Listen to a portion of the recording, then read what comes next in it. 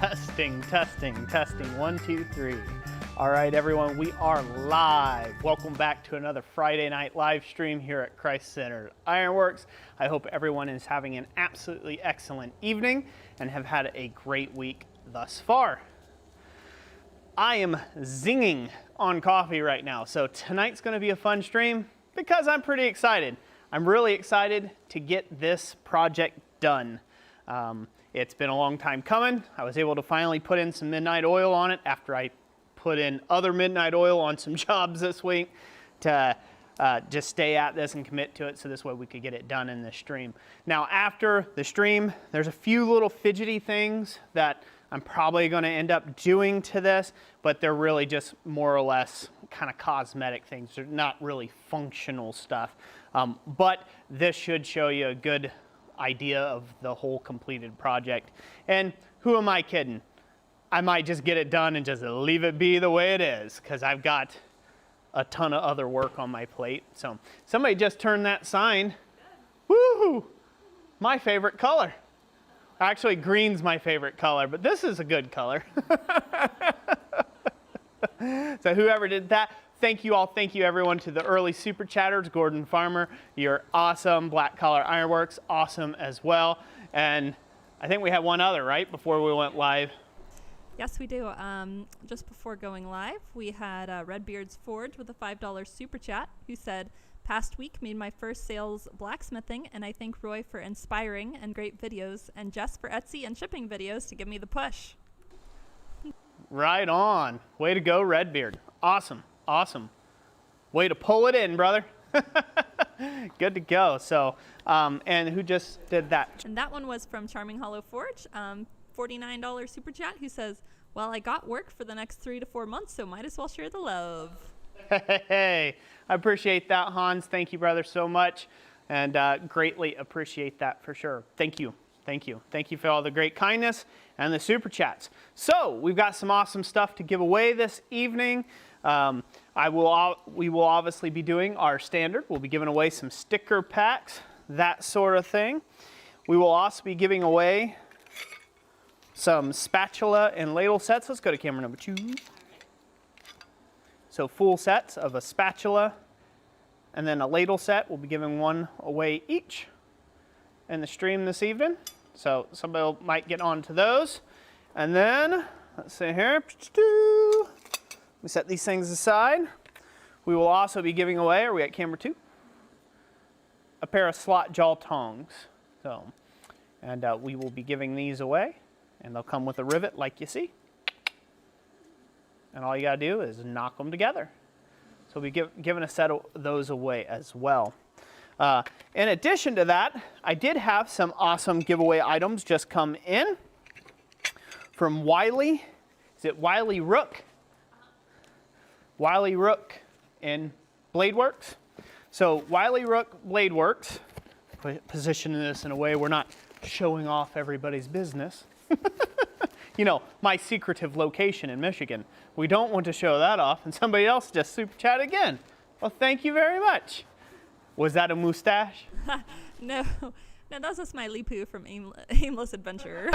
Smiley poo from Aimless. Oh, how's that going? Good? All right, I want to show off some of this cool stuff here real quick. We got a box of treats in here from Wiley Rook. These are going to come up in the next couple giveaways. So you guys are going to see some of these heading into Christmas, which is awesome. But sent out a bunch of these Kiridashis. So this type right here, and some really pretty ones in here. So this is one of the more simpler ones that sent over. And so we'll set that one aside. Figure I'd just show this off for anybody who's interested in getting in on these. Pretty cool. I believe we have another one of those, so I'll just set that aside. And then I'll show you the other types we got in here. Really did go way out of their way to send this to me. So just greatly appreciate that. Check that out. Isn't that cool? That is. That's neat. Nice handle, everything. If Wiley Rook's here, you can tell what all these things are, what what materials and stuff as we give them away. And of course, during the live streams, you know, we will talk about them as well. So this is very awesome. And then let's see here, we have one of those, and I don't know if they're all exactly the same, but I'll open a few up here. There's a couple other, we'll just leave them in as secrets. They're secret. And these are probably super sharp, but there you go. Isn't that awesome? I kind of want to keep one of these for myself. So well done. Really nice, shiny, high attention to detail. Really nice, really nicely done.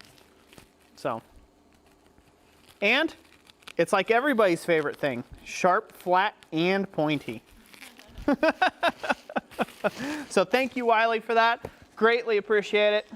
Greatly, greatly appreciate that. I'll put those away before they get burnt or any of that good stuff.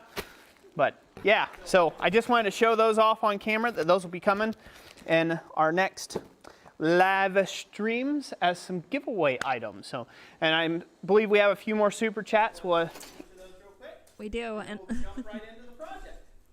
Also, Charming Hollow Forge, Han says, I know your secret location in the Great White North. I'll sell my knowledge to the highest bidder. Moo ha ha ha.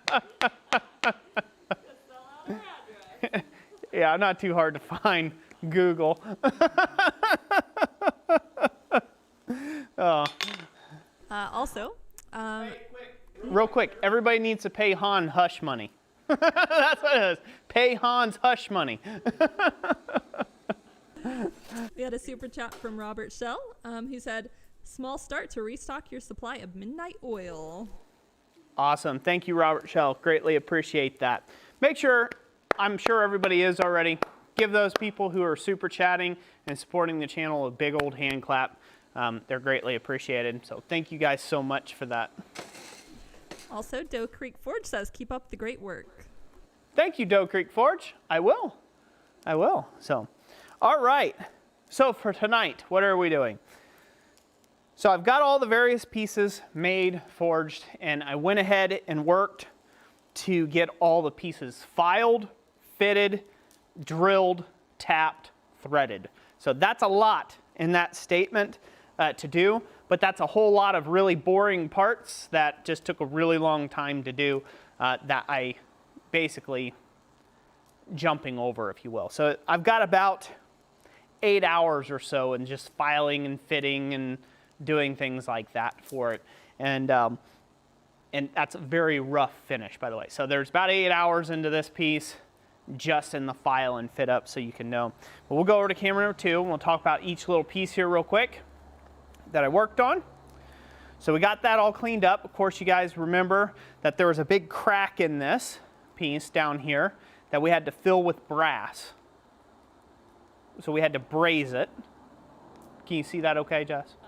Okay, so we had to braze this piece, so then we had to file that off. If you remember in the last live stream we had to do.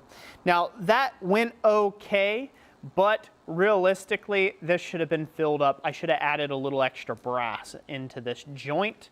I didn't add enough, and so therefore there is just the smallest areas where the brass didn't infill. So that's kind of a problem. It's a little annoying, but it's not too detrimental for the saw frame. It's just a minor, it's a basically an aesthetic defect, if you will.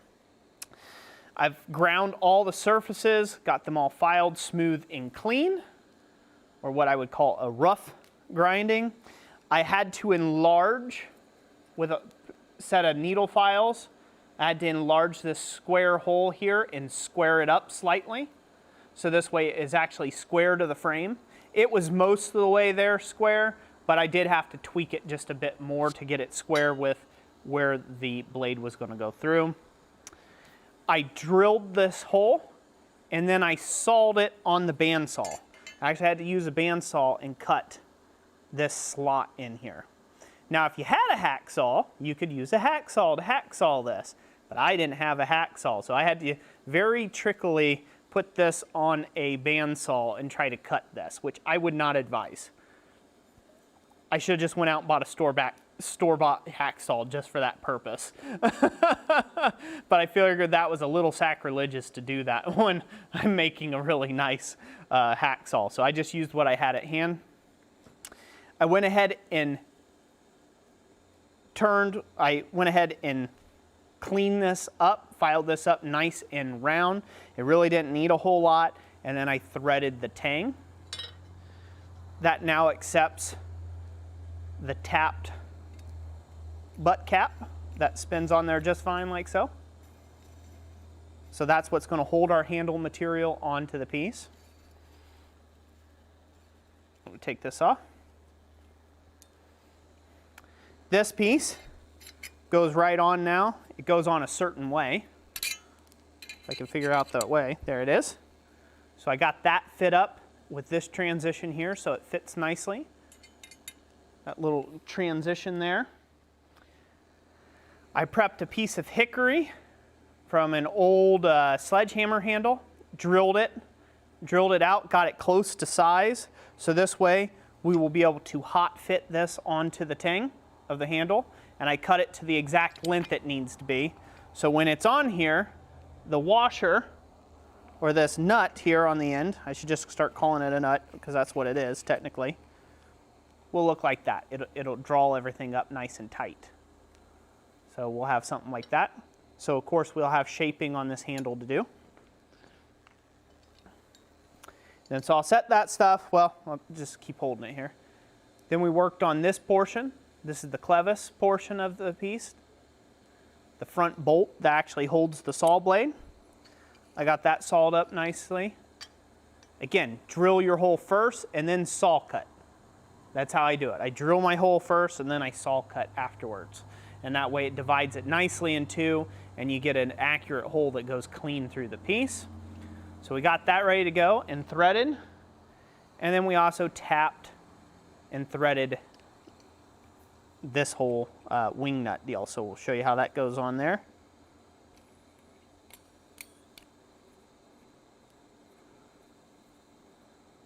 Bam. So there you go. So that goes on there. So you guys can hopefully see how that's coming together. Yeah, questions on design? Yes. Good. What was the material that you used to braise with? The material I used to braise with was brass. Don't know what type of brass. It was just a bit of sheet brass that I had laying around. Any brass, naval brass, bar of brass that you can get, bronze to a degree you can work with as well. We'll do the same thing. You can braise with bronze, you can braise with brass, just straight up brass. And then you could also braise with actual brazing rods that are meant for brazing. And usually brazing rods have a bit of silver in them and some tin and some other stuff. So it's not exactly just brass, but you can do it with just pure brass. And that's what I use to braise the material with. Stephen Mierke asked, couldn't the slot be chiseled? Great question. No. For accuracy's sakes, no. At the point that you've gotten the frame to this point, you have a lot of areas that can go wrong. So if you're trying to split this with a chisel, it's going to collapse on you. It's going to do a lot of different things. You would have to plan that out to do your chisel work, file work, and everything you need to do ahead of time. And then it would be insanely difficult to bend this up into a scroll afterwards. So you scroll it and then split the scroll, generally. If you didn't have, say, a hacksaw, like I didn't, you might want to start with something where you don't have the blade supported in between two places. So we go to camera number 2. What we would do instead in that situation is instead of having the hacksaw blade where it fits in between those areas and is supported, what this does and why this is superior to store-bought hacksaws is it stops the blade from twisting as much. So it really prevents the blade from twisting because it's between two places. But say if you didn't have that, you could just as easily make a side thing where all you've got is a pin, the blade goes on the pin, and then it tightens up like that on the outside. Does that make sense? So it's on the outside of the hacksaw frame, much like a modern hacksaw is. So basically what you do is you would make this up, and then you would file this to have a relief for where your blade goes. If that makes sense. You would almost, like a routered cut, you would file this so there's a relief area where your blade would go, and then it would pull tight that way. But it wouldn't be in line like this is. It wouldn't have the additional support. With this design, you have to saw cut afterwards if you're going to have whatever design down here. Great question, though. What else? Also, Aimless Adventures, is it frame springs? Is the frame spring steel? No, the frame is mild steel. So there are some benefits you could have by making the frame out of spring steel. One big benefit is, I mean, longevity, surface wear, things like that.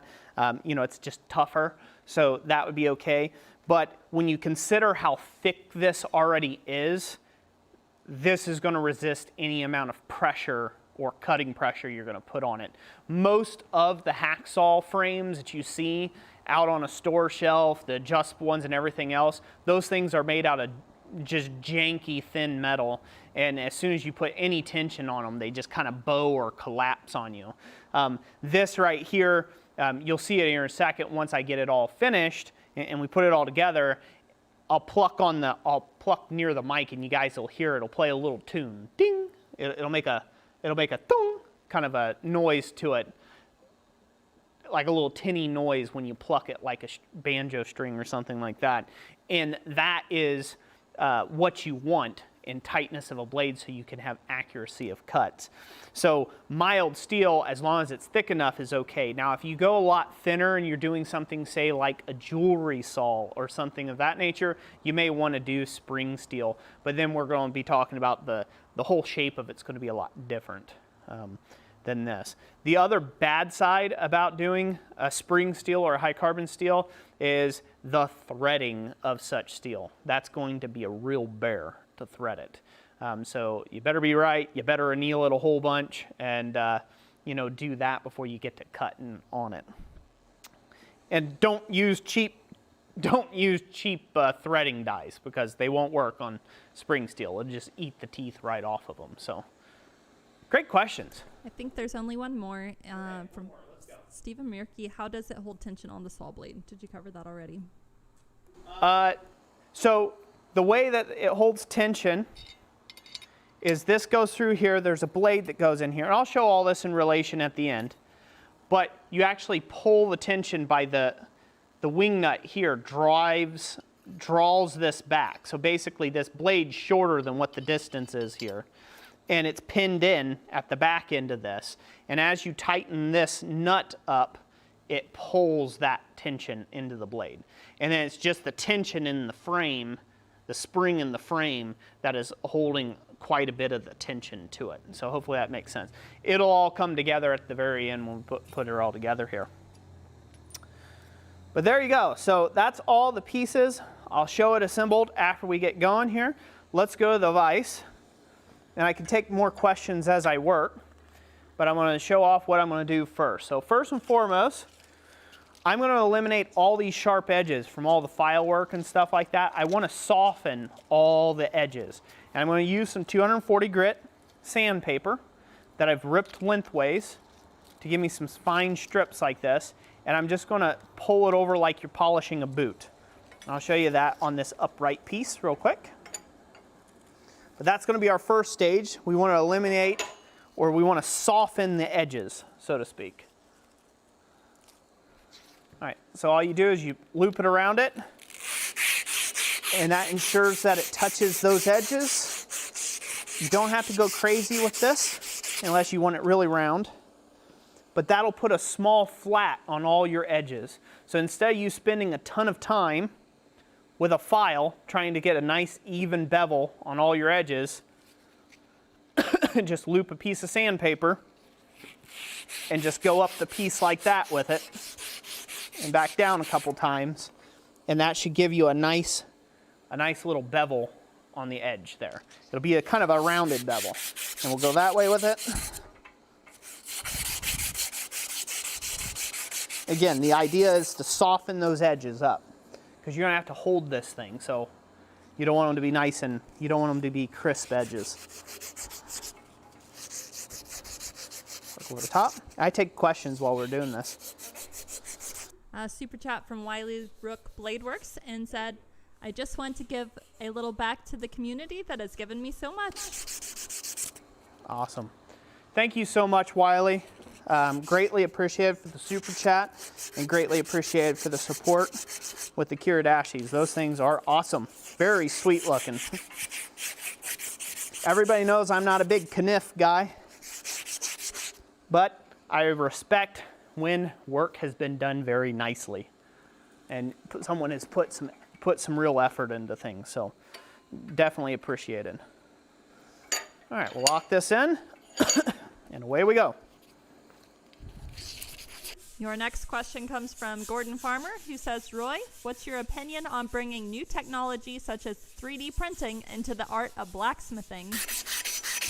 Great question. I think I saw that question earlier. You were hoping for a Roy rant on that. Well, great question, Gordon. My thoughts on modern tools and equipment or modern technology in the blacksmith shop is twofold, really. I am a purist at heart. That means the ironwork that I most appreciate and that I love doing the most is hand stuff like what you're seeing me do here. I enjoy working with these puppies, okay? That's the thing I love doing the most. I love the look, I love the aesthetic, I love feeling like I'm doing something that's been done for thousands of years. So I really enjoy that aspect of blacksmithing. So I'm a purist at heart when it comes to that. Now, here comes the second fold. I am also a professional blacksmith. So with that being said, that means I'm a businessman.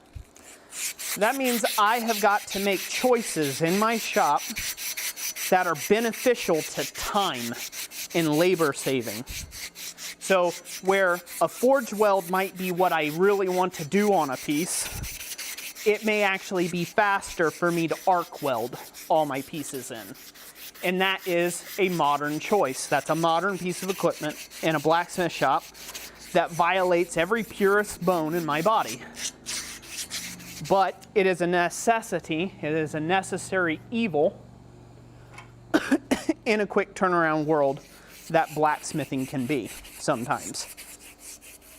So those are my thoughts on modern technology and blacksmithing in general. As far as specific forms of technology, like 3D printing, there is not a ton of crossover. So what I mean by that is that although there are things you can do with certain pieces of technology, like a 3D printer, they are limited in their scope. You can, for example, you can 3D print something that you are going to do some lost PLA casting with for, say, like a pommel or something like that, or some tricky bit of something, right? If you can draw it up in a computer and you can get that 3D printer to print it, and it gets you there somewhat quicker than maybe you have the skill set to, say it was like a lion's face, right? You wanted to do this lion's face, but you have no clue how to carve that out of a chunk of brass or bronze. Well, it might be easier to print something like that than cast something like that. And then that is a way that it can be good for blacksmithing, if you will, in that realm. It's still casting. Blacksmiths did small batch castings and things like that. But there are just certain things that are just not going to be helpful to you as a blacksmith in your blacksmith shop that are modern technology. For instance, give you a good example, robotics. Robotics can be helpful. in certain industries. Blacksmithing, not so much. Like the programming that it takes to program a robot to do what I'm doing right now would be insane. You'd spend most of your time just trying to program a robot to do these very specific steps when you could do it in 10 minutes yourself. So it could have its applications, but I guess I'll go with my purist and me being old and set in my ways. I don't see a ton of applications myself for super modern tools and equipment in blacksmithing. Modern technology, I guess you would say. That doesn't mean that they don't exist. It's just I haven't put a lot of brain power behind thinking out all the different brand new things they're doing nowadays and how that they would be handy for what I do, specifically in my shop. I feel like I answered that in depth. Good?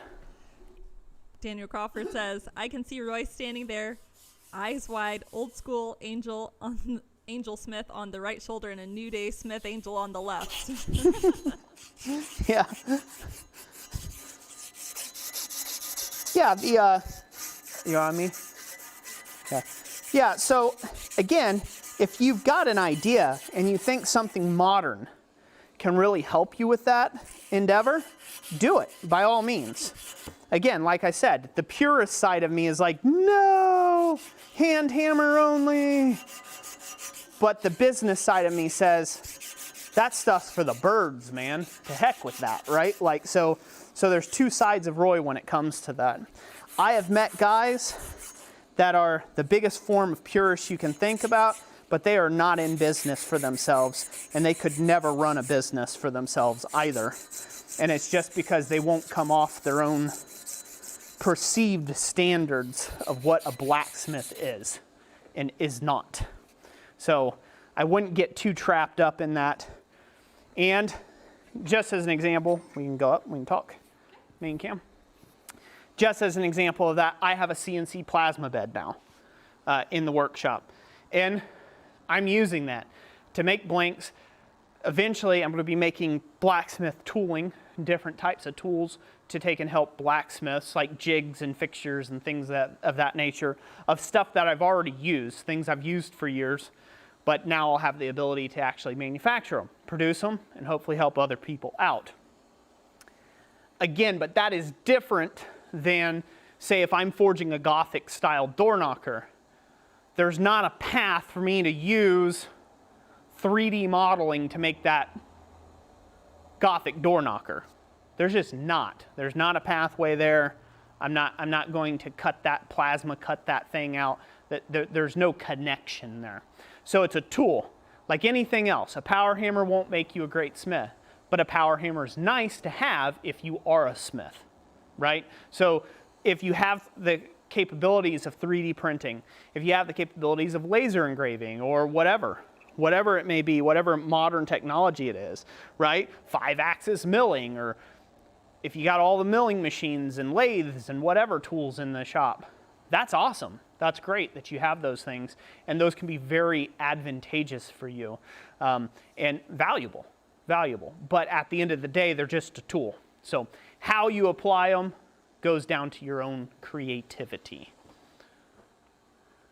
All right. Good?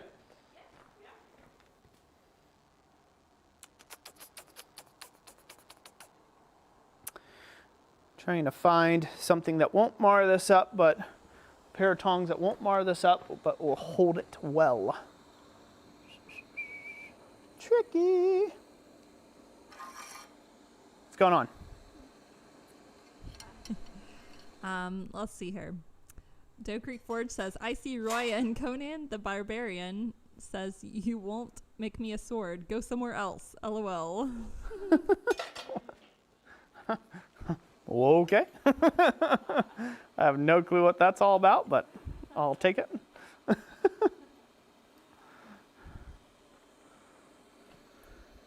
So what I'm trying to do here is I'm trying to be able to hold on to this piece, this frame, and get it in the fire. So now we're going to get it hot, And I'm going to put boiled linseed oil on this and darken out this entire finish is what I'm going to be doing now. I just need to watch out to protect these threads. I don't want these threads to get all boogered up when I do that. So that's what I'm looking for, is something that'll hold these just perfectly without boogering up threads. Questions, comments, complaints? Yes, Roy Everett's comments at least. Jessica's like, yes, we got a ton of complaints. No, not really. Roy Everett says, I use a battery drill. That's as modern as it gets, although I do have a pair of cat work boots. They have newfangled rubber soles and everything. Pair of cat work boots. Yeah. Whatever floats your boat, my friend. Brian Neely says, robotics not useful in the blacksmith shop? Are you kidding? What do you think CNC is? Well, greatest example I can talk about that is robotics, a robotic arm to hold something for you. The amount of code that you would have to write for it to do a process like that is insane. You could just call a buddy to say, hey, hold this for me for a second. That's the difference, right? So robotics doesn't really work out in that case scenario. Stepping off camera to find something that'll hold this, but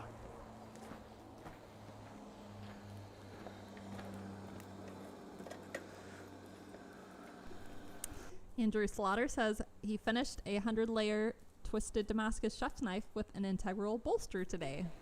woohoo! Sounds nice. Sounds nice. All right. What time are we at, Jess? I know I've put a lot of time into jawing. 5:32. Okay. 30 minutes of talking. 30 minutes of talking. Craziness. Craziness. All right. Granddad says it's almost Christmas with cough medicine Roy. Almost. Almost. Maybe we can keep you well this Christmas. Maybe. Let's try it. Especially this year. Gee whiz. You don't dare get a cough or some drainage.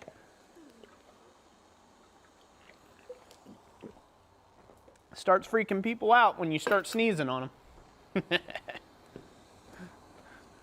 Like, ah!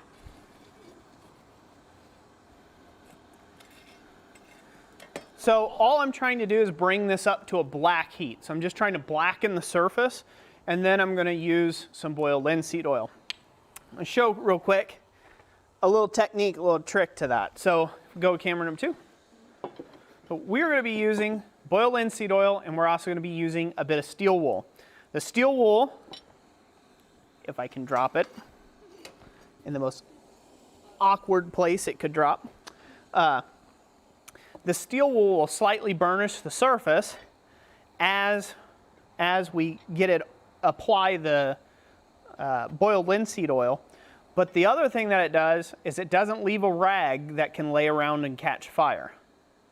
So the boiled linseed oil on some steel wool to apply it to steel that is hot is better than having a flammable rag with flammable goo near a forge in your shop, that sort of thing. So we're going to apply the boiled linseed oil finish with steel wool. We're going to apply it right over the vise when we do it.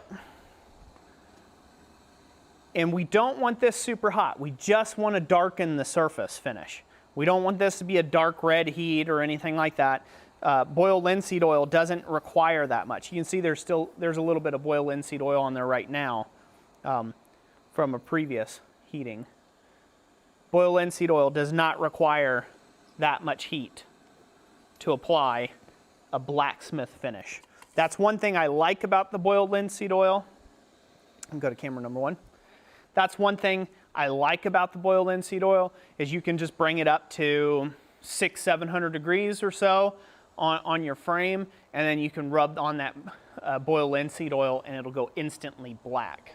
Now you can, with some layers, you could do the same thing on, say, like a hammer. If you want to get a really nice dark looking hammer, you can do that at about 500 degrees or so, which is about a bronze in color, or a dark straw temper color. So if you've tempered your hammers to, like, say you made a hammer out of some spring steel and you tempered it, drawed it back to like a purple in color, guess what? You can use the boiled linseed oil finish on it to darken everything out and be in good shape. Let's see here. Stephen Mirkey asked what type of wool? O, double O, or quadruple O, or coarser? Usually you can do triple aught or quadruple aught is nice. I think this is double aught, which isn't as good because the larger the grains are on the steel wool, the less linseed oil that it helps hold. So it's nicer to have the finer steel wool to do this trick with. It's a lot nicer that way. What we got going on? Paul Evitz says, why boiled and not raw linseed oil? Use raw. I just got boiled linseed oil on hand. That's why.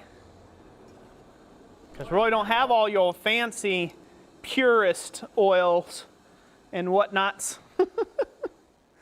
I just have the lame store-bought stuff I can get at Home Depot. Carnage Creations Paul Fontanini says, fine steel wool is more flammable than a rag. Makes great tinder. One spark will light it.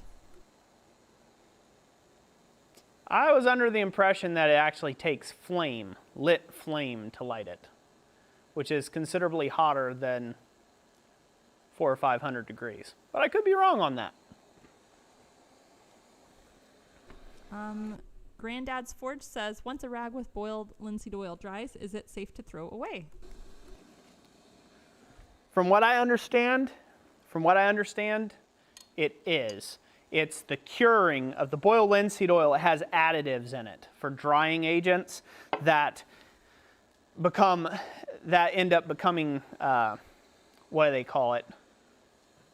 Now I'm going to forget the name of the actual reaction that it has happened. Somebody will say it in the comment section. Yeah, exothermic. It has an exothermic reaction at that point while it's curing and it's trying to fast dry. So regular linseed oil is supposed to not necessarily catch on fire if you put rags on it and stuff. I don't chance either. I don't. If I have a rag that has boiled linseed oil on it, I burn it. I get rid of it. I don't even try drying it out and using it again or washing it or doing nothing like that with it because I'm not going to take the chance one way or the other. The big risk, really the big risk factor is the fact that you could not be in your shop and it could be catching fire. You know, that's the thing, right? Like, you're not around. That's the biggest trouble of it, of the whole deal. All right, I'll put a little bit of this boiled linseed oil on my steel. We're gonna go over to the vise.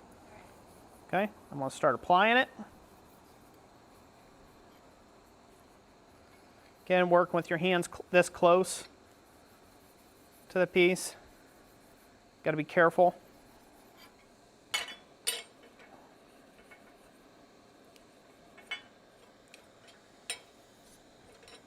Preferably in a very well ventilated area. Now, I should have put this disclaimer at the very start, so I'll do it now. A lot of the stuff that you see me do is stuff that I've done before, whether it be right or wrong or scarily unsafe. So if you see something that's unsafe or something that you'd be uncomfortable with doing, it's one of those don't do as I say or as I do. You know, do what you are comfortable with. Don't worry about like, oh, well, Roy said this is the way to do it, and just throw caution to the wind. That would not be good. You have to use your own brain on this. Because again, you can get burnt. You can get a flash fire started. That's my problem with using towels or rags with this type of finish, is that they can catch fire. The paper towels can catch fire really easily. And then when they're on fire, you know, all it takes is a spark. Anything. Pop coal, You just let it sit over in the corner, it smolder, set it on the ground. It can blow across the ground and blow up against something that is more flammable than its said self. So those are things I'm always concerned about in the shop. And other things, other safety measures, I'm not so concerned about. So again, we kind of all, your shop, your rules, but be careful. I am not using this as directed. I'm not stowing it away from flame. There's a lot of things I'm doing right now that's against the manufacturer's recommendations, so proceed with caution at your own risk. So there we go, nice darkened frame. See? Someone asked why not use vegetable oil or like a fish oil. You can use vegetable oil, fish oil, you can use a lot of different stuff. This is just something that I have found that different oils, are we at the main cam? Oh. I have found that different oils leave different finishes, different degrees of finish. Cooking oils I found have left tacky finishes to them. Boiled linseed oil, not so much. It leaves kind of a hardened, smooth finish to it. This is toxic. This has got chemicals in it. This is not like linseed oil. This is, again, this is kind of toxic. So vegetable oil, probably better on your lungs. If you're going to be in an area where you can't necessarily have as good a ventilation, probably use vegetable oil instead. You can do that. That's a valid finish. If you leave, like I said, at a certain point, that vegetable oil, again, it just gets kind of tacky on the surface and it's gooey like, where the boiled linseed oil doesn't have that problem. Beeswax is better, like that's better, but I don't have beeswax. So I don't have an area that I can go get beeswax up here either. Not that I know of, you know, I haven't really searched real hard or anything. And thank you for the super chat. That nice red super chat there, greatly appreciate that. Oh, but yeah, so the choice of oil, I say experiment a little bit. Get some different pieces of bars, clean them off without scale, leave scale on them, and use and apply different oil finishes to suit yourself and try to see what works best. I've just found that boiled linseed oil tends to really darken out the brass nicely. It really darkens out everything so you don't see the brass anymore. It's not like highlighted. It's like darkened out at the same color of the steel. It's nice and brownish black. It just puts a nice finish on it. Any of the other finishes out there, any of the other oil finishes are probably more than valid. You use any of those other finishes as well, and I'm sure that they would do just fine. But this is just, again, what I have come to do in my own workshop. What's up? Who's the chat? We have two super chats. The first yellow one was from Black Collar Ironworks, who says, I'm just leaving work now. I passed you all when I get home, and smash that like button and 5 hammers. Awesome. Thank you, Black Collar Ironworks. Greatly appreciate it. He is our golden master smith tier member. Gotta love that. Thank you, sir. Smashing the like button, all that other good stuff as you go through. Greatly appreciated. Let's go to this camera number 1. Number 2, I mean. And the other super chat that just recently came in was from Charming Hollow Forge. He said he was getting ready to leave, but he also said, much love to you, Roy and Jess, and all you do for teaching and informative videos. Awesome. Thank you, Hans. Much love to you as well. God bless you, brother, in your work this upcoming week and all that good stuff. Thank you for the support and the super chats. You know those are much appreciated and they go to a good cause, so.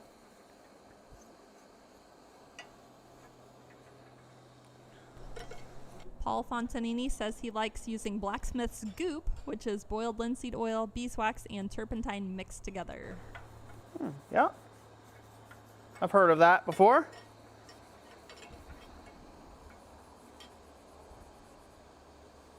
Aimless Adventures says, what about super blue? You could use that. That's valid as well. The problem with a chemical thing like super glue for like gluing things is it will rust things just as quickly as it blues things. So it's a chemical oxidizer. So, all right, we can go to the main cam. You see that? Nice and black. Nice and black.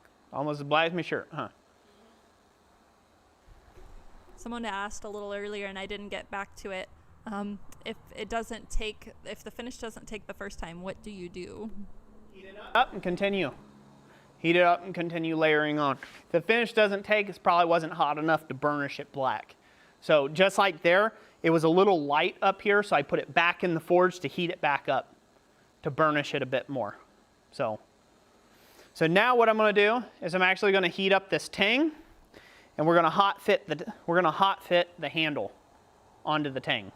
So we'll do that next, and that way, again, hopefully we can do this right, and it will get burned on there nicely, and it'll come out doing pretty good for us. But we got the finish on the frame completely done, so that's good to go.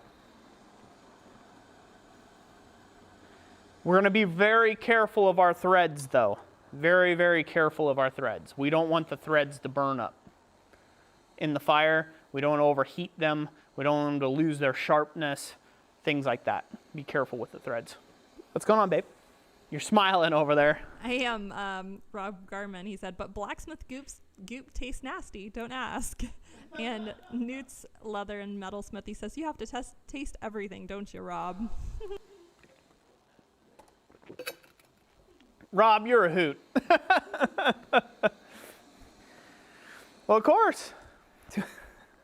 I was going to say it, but it was going to be mean. I'm like, that's how all children learn.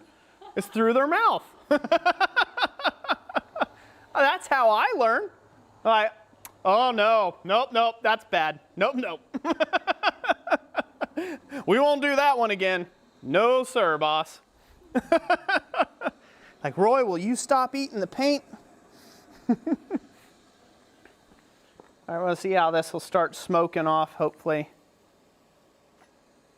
Yeah, it's working okay. Just making sure I'm doing it from the right end. There's one end that was a little bigger already. There we go. That's the end I want. Yeehaw. All right, get that hot again. Some people think you got to have this like super hot, like bright red, yellow in temperature. You don't. You just have to have it very, very dull red or black, like a black heat, to make this burn through. I'm not a kniff maker. Kniff makers will probably say I'm dead wrong. They've got it all figured out. You watch Forge and Fire, I'm sure they have it done exactly the way it ought to be done. One thing you do want to do, though, is you do want to go slow with it. Otherwise it sticks.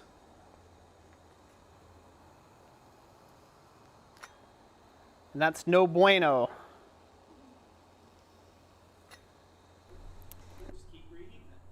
CU Metal says, does heating it up so many times, will that weaken the frame?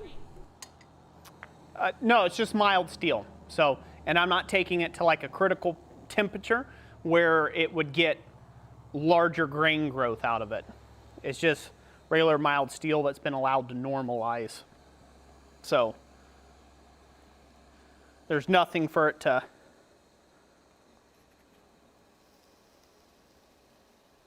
There's nothing for that to be a bad thing.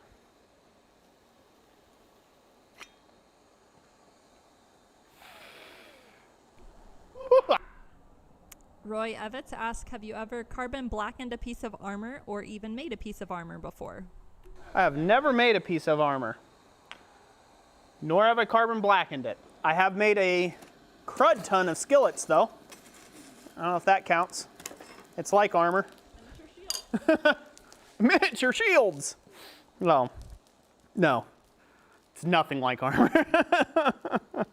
Oh, yeah. So that's progressing. Here, go to camera number 2. Let's go over here. You see that's progressing. I'm not concerned much about it not fitting. You got camera number 2 still? Okay. I'm not concerned much of it not being square because I suck, so get that through. Rotate it.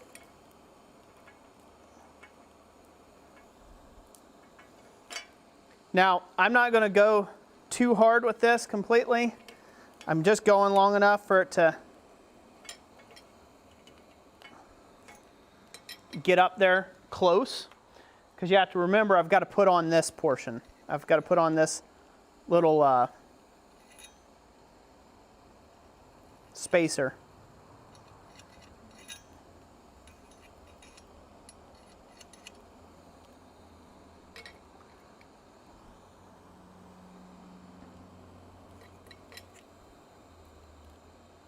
That's going to be close enough for my liking. So there we go. That handle's burned on, and now that spacer's been on there, we don't want to touch it. We're going to pull it off. We're going to use our big thinker, and we're going to pull that sucker off with a pair of tongs. So now that we've got that done, I'm going to add a little bit of boiled linseed oil on that and finish it off. So. CU Metal says, hand slips, Roy smell bacon, ouchies. I was working on it.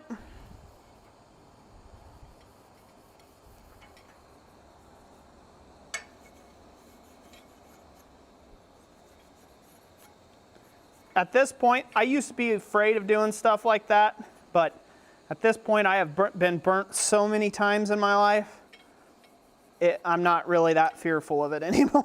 So I'm like, I got burned again. Yay. Carry on. What I was doing. Now, to be sure, I do not try to make it a goal in my time in the shop to be burnt. So I'm very cautious about getting burnt, but I'm also efficient at what I need to do because I'm not necessarily concerned every waking moment of getting burnt.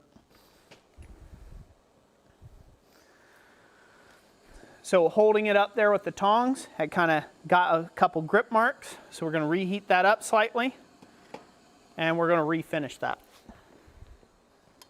Up at the main cam, we good? Yes, we are. Okay.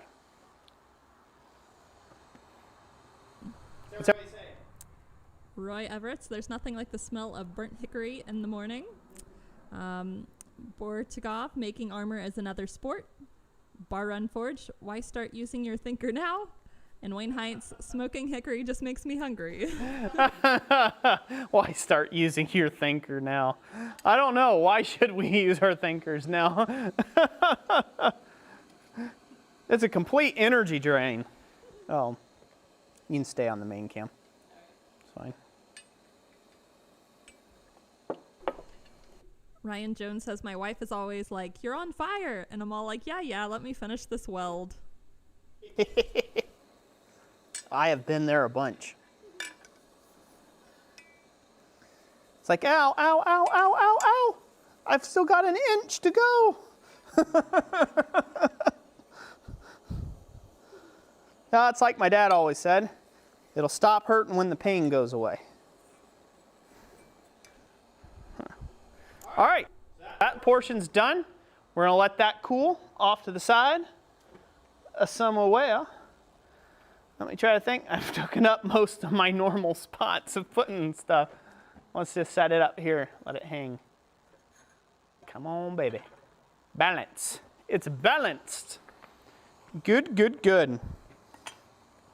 All right, now we need to finish all the other pieces. All the various accoutrements.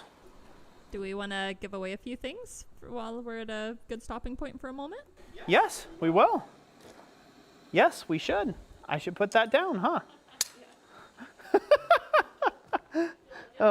I probably need to get me a towel to clean my hands, so this way I'm not fidgeting. No, I'll go do it real quick. Talk amongst yourselves and talk to Jessica. I'll be back here in a second. I shall address the commenters. Menster Hill Forge. Hello, Roy and Jess. Hope you're having a good evening. We are. Thank you very much. Wiley Rick Blade Works. Can't hear Roy when his voice goes that high. Let's see here. Bar Run Forge camo handkerchief out the left pocket. What gang is that? Roy actually wears handkerchiefs a lot for wiping his hands off or for focusing the camera. John Hagen says, how's the apron holding after X amount of time?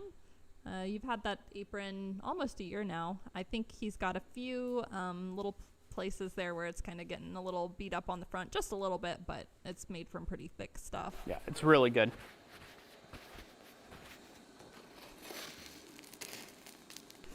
Stowe Creek Forge, thank you for the $5 super chat for a good Roy rant.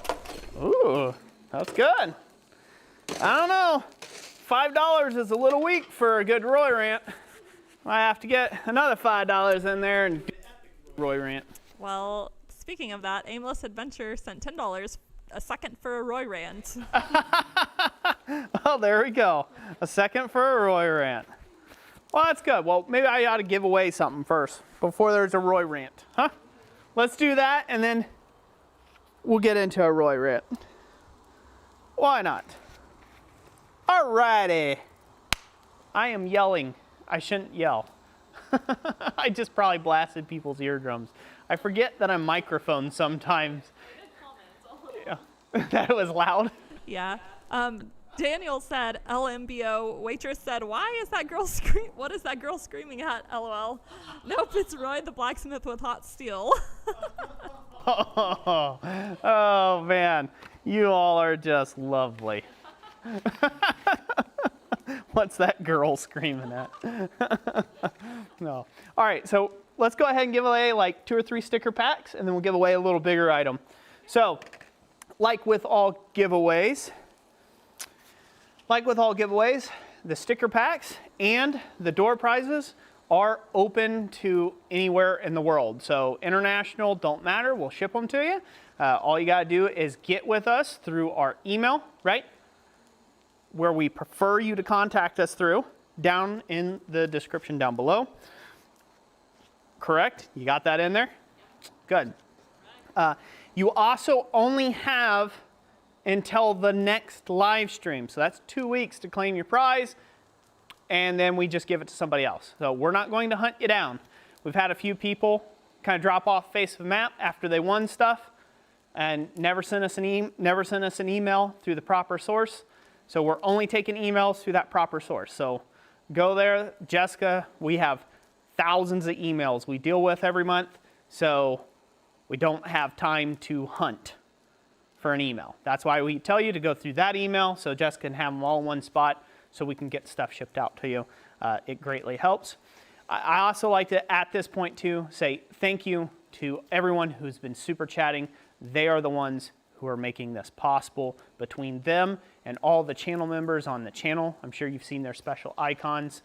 They are what making these giveaway items a lot more possible, to where we can do more and pretty things and cool stuff.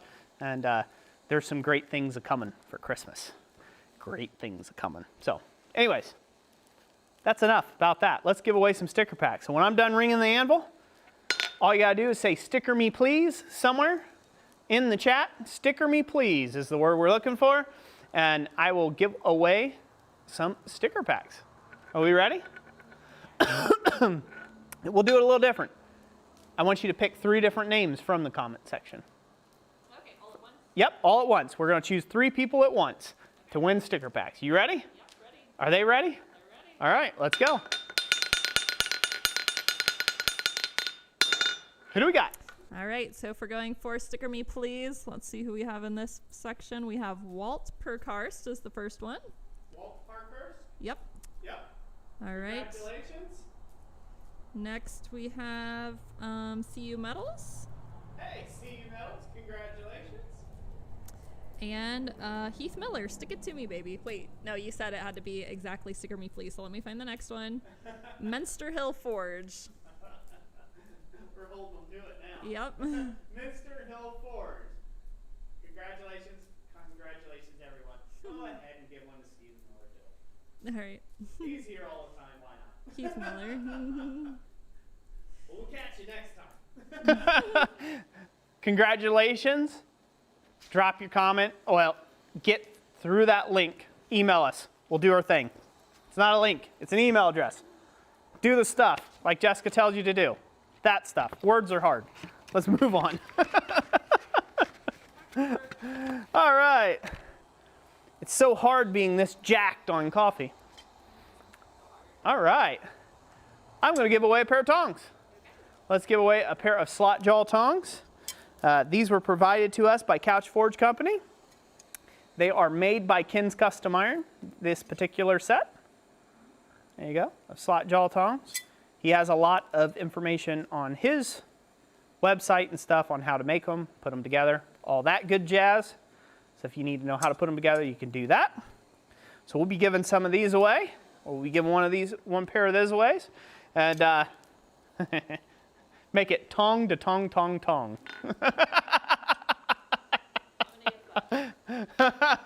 We're not going to get specific on tongs. It has to be at least 3 tongs. 3 tong to tong tongs long, okay?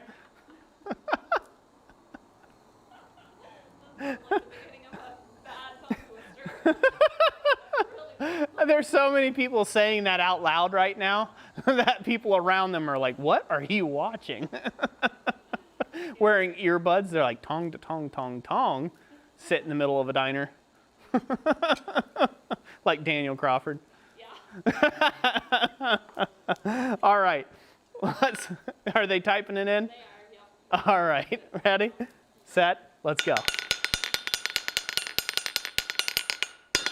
Who do we got? All right. It looks like we have Elijah Roush with 4 tongs. Hey, Elijah Roush. Congratulations. Congratulations, you won yourself a pair of slot jaw tongs there, sir.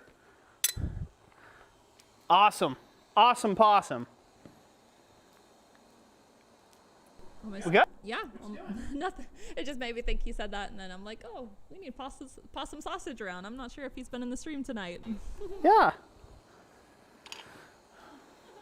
All right. Comments, complaints, questions before we move on? Like a million comments of tongs, and then see you medals with tongue. Gosh, you guys are a hoot. You all are a hoot. All right, so thank you all. Thank you, everybody, for your support. Thank you very much. Greatly appreciate it, as always. Really, really do.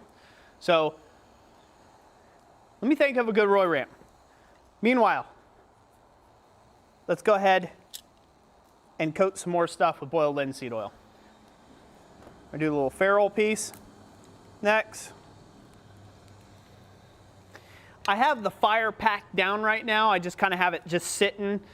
If you're going to do things like this in a solid fuel forge, you want to kind of pack your fire down. Usually you want to be able to have a lot of airflow coming up through, so you don't want to avoid packing. You want to kind of rake things up, so this way you've got a nice loose fire. But this is one of those great advantages of having a solid fuel forge. You can do a lot of different things in manipulating of the fire to be able to pack things down nice and tight, and then just lay things on top and get a nice heat, a nice even heat to them. So big tip there, you can pack stuff down on a solid fuel fire to where then you can lay little pieces on top and bring them up to heat without them falling to the bottom of the fire pot.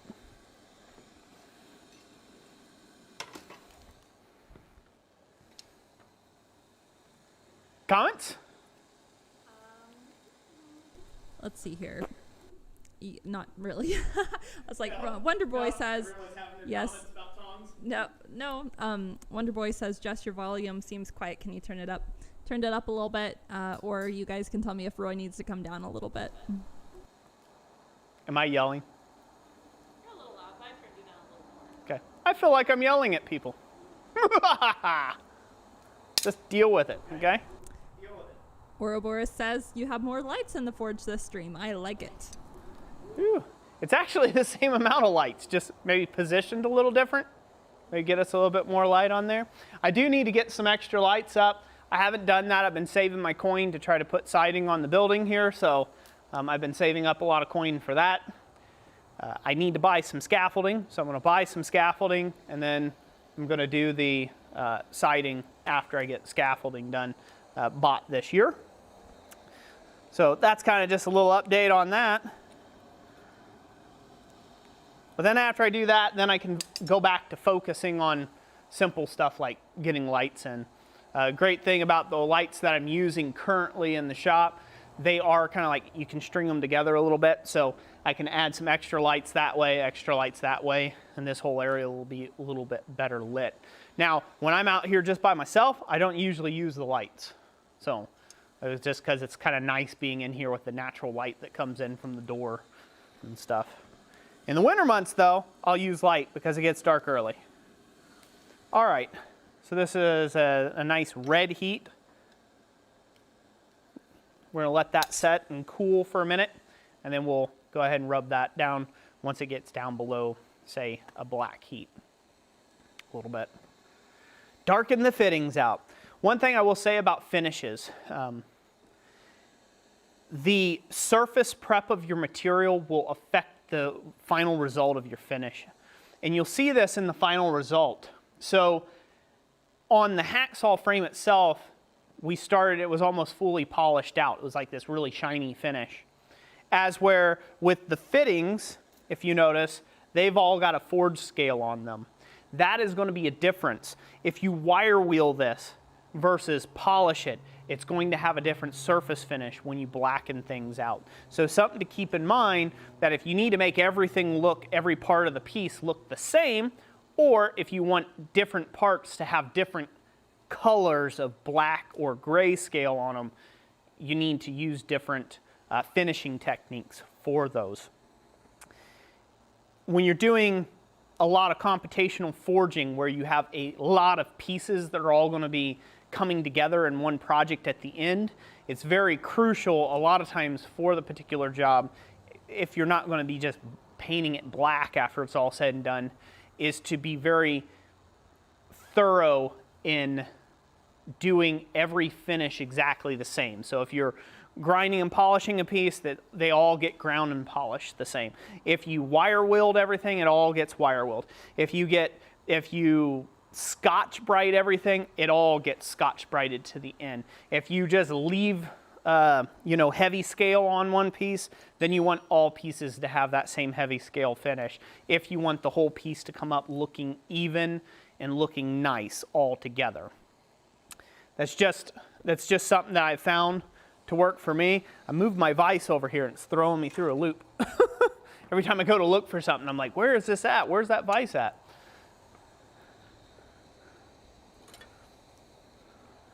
All right, I'm gonna do a little bit more of this boiled linseed oil and go camera number 2, Jess.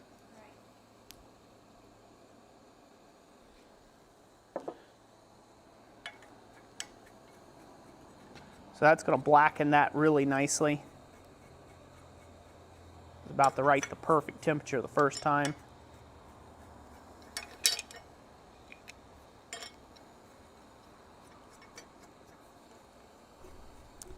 Wonderboy Projects ask, what's the easiest way to get a smooth finish versus a hammered finish? Hammer more smoothly. We'll set this off the side. That component's done. Now I'll grab another component and go get it in the fire. We can go to camera number 1. So the easiest way to get a smooth finish is in your last heat, okay? If you don't want a hammered finish, in the very last heat where the project's basically done, okay, you start hammering on it not to move material, but to hunt out all of your mountain peaks, okay? Anywhere that you have a ridge. So you'll see a hammer mark. If you see a hammer mark, that's not just a depression, that is a ridge. So there's a depression and then there's a ridge next to that hammer mark. And what you want to do is you want to be able to bring things to plane, right? That's what it means to planish or to plane. Planish. You want to be able to bring the piece to plane, everything one even plane. So in order to do that, you get down into the lower heats and you start lightly tapping and aiming your hammer blows, like as if you were aiming for the head of a nail, if you will. you're aiming your hammer blows targetedly at those little mountain peaks as you go. Then you can take it in for one more heat and brush the piece, wire brush it heavily as it slowly cools down to a non-scaling heat, which is about a bright red. That's a non-scaling heat. You'll keep brushing on it till it gets to that, and that should develop a nice, even, smooth finish without grinding and filing and things like that. A lot, and maybe this will be my rant. We'll do this for my rant here. I'll pull this out of the fire because it's probably hot enough. Yeah, it's red now, so I'll just set that off to let it cool down a bit. So here's my rant. Someone asked for it. You see blacksmiths on Instagram, you see blacksmiths on YouTube, you see blacksmiths on Facebook, you see blacksmiths online, wherever, in various forums, posting things that they've made. They maybe have this axe that they say freshly forged axe, but the thing is like perfectly smooth. There's not a lick of hammer blows or anything on it. And that is not true to life. So you as a beginner, you're trying to match that, right? You think, oh man, he has figured out something that I haven't been able to figure out yet in my own work to be able to have that clean of forgings. Yeah, he's learned how to use an angle grinder and a belt sander.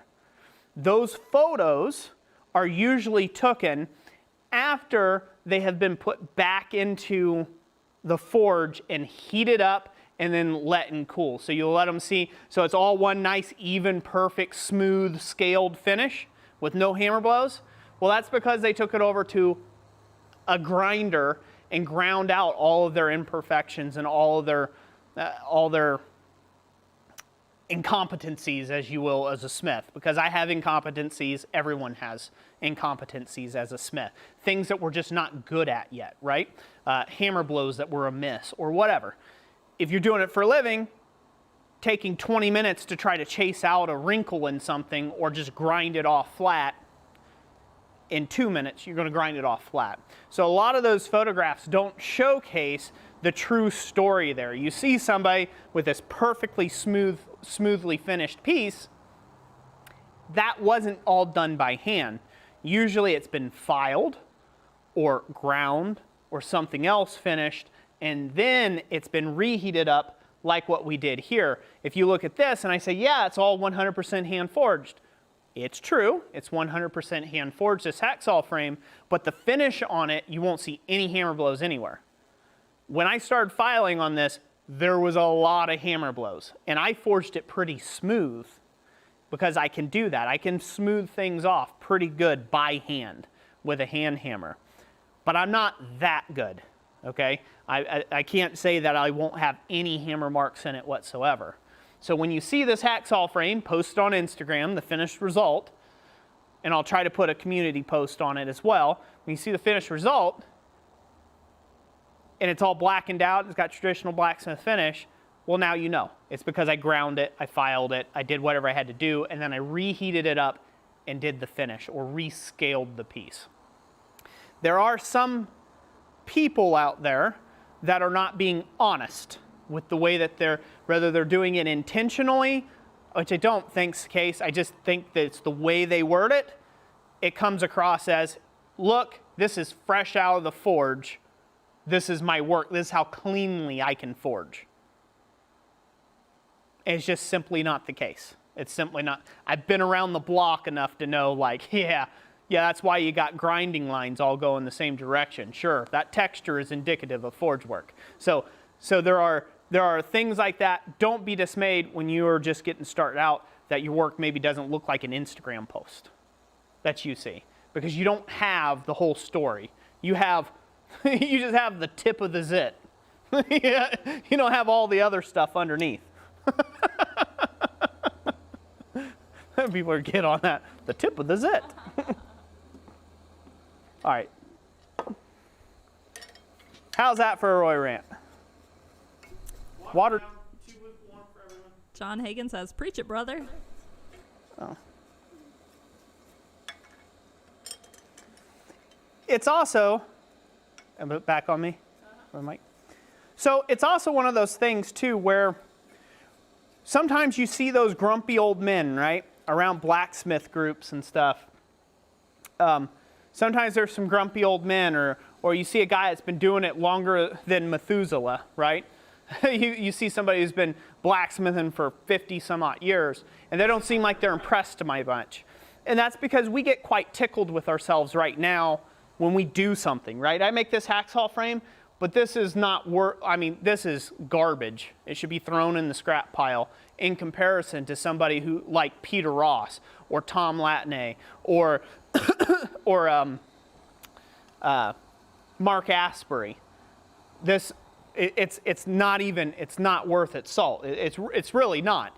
It's okay, but I see all the failure points where I should have chucked it. You can't see it on the video, but where I cut that slot in, I got a little off on the bandsaw, so it's not a perfectly cut slot. If I was making this for a customer, that would be going to the scrap bin or just becoming my own thing for my shop. I couldn't sell it. I couldn't give it to a customer in all good conscience because it's not perfect. It's not dead in the middle like it's supposed to be. And so Jessica's smiling over there. How much trouble am I getting myself into? Oh, you're fine. Huh? They're just the comments. Granddad's Forge. We can't all be tip of the zit. Justin Ray says, put it on a shirt. Put on a shirt. Will he buy it and wear it? I'm just the tip of the zit. Think of all that pussy pleasure that'll come later.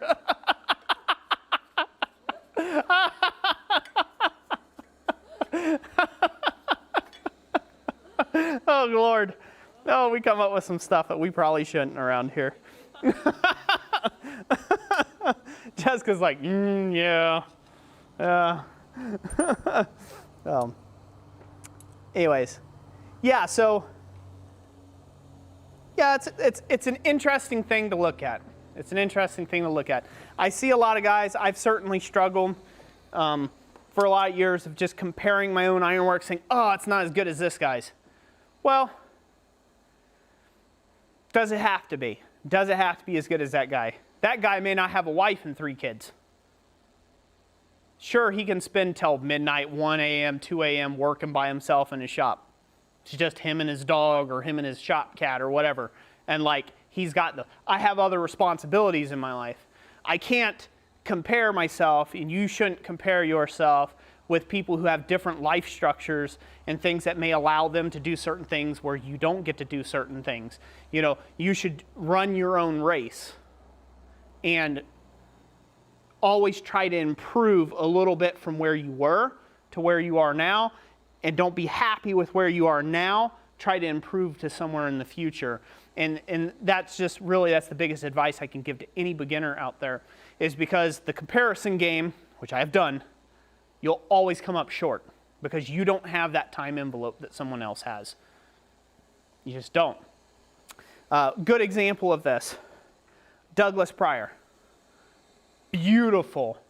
I would say probably the best in this country, period. Work when it comes to chasing and repose work. Just bar none the best, in my opinion. He is the best, bar none. Master at what he's doing. To him, he sucks in comparison to the people he looks up to. At the same point, right, I think, man, I wish I could get that good at doing this thing, right? I took a class with him.